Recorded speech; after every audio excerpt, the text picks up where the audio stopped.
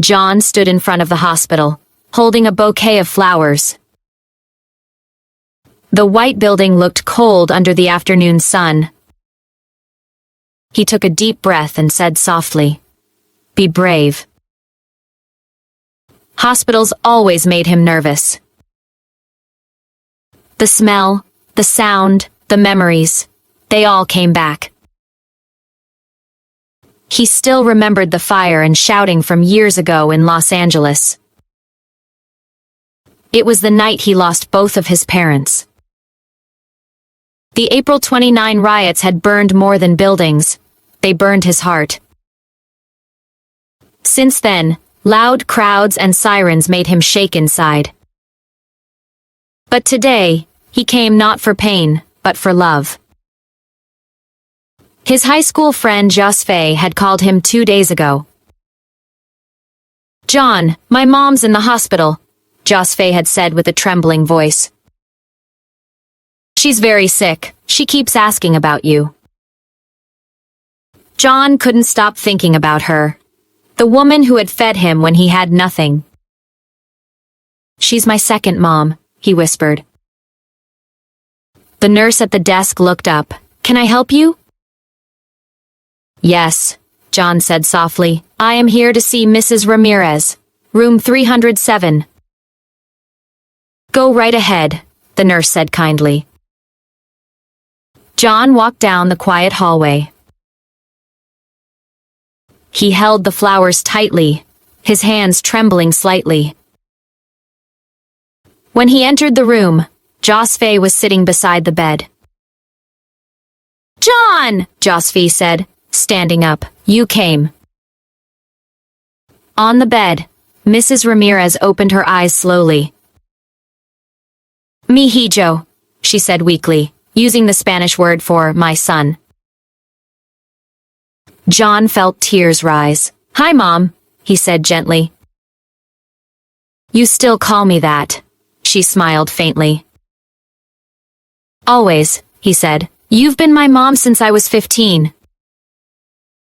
He placed the flowers on the table beside her bed. "Remember the rice you made every Sunday?" he asked. "Of course," she whispered. "You ate the most."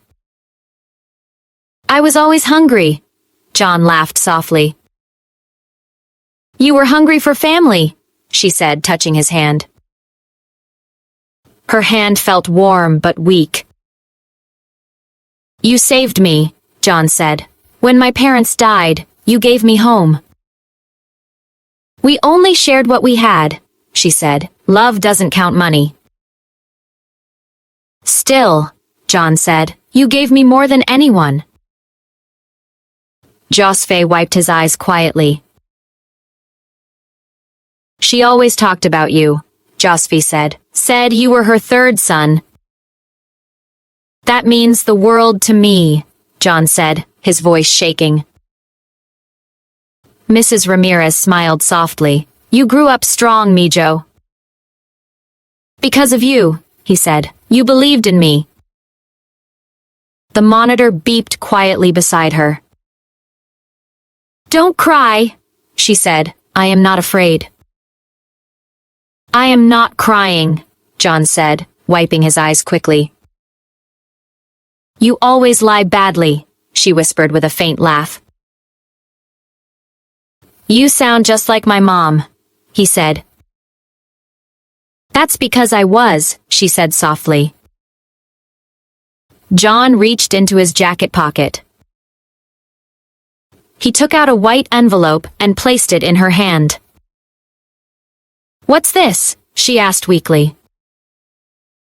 "Just a little help," John said. "For your medicine, for comfort." No, she said. "You need it for your travels." "You gave me food when I had nothing," he said. "Please let me give back." Tears filled her eyes as she held the envelope tightly. "You have a heart of gold," she whispered. "You made it that way," John replied. The room grew quiet, except for the sound of soft breathing. He kissed her hand gently and said, Thank you for being my mother. She smiled one last time and whispered, Te quiero hijo feo. I love you, my son.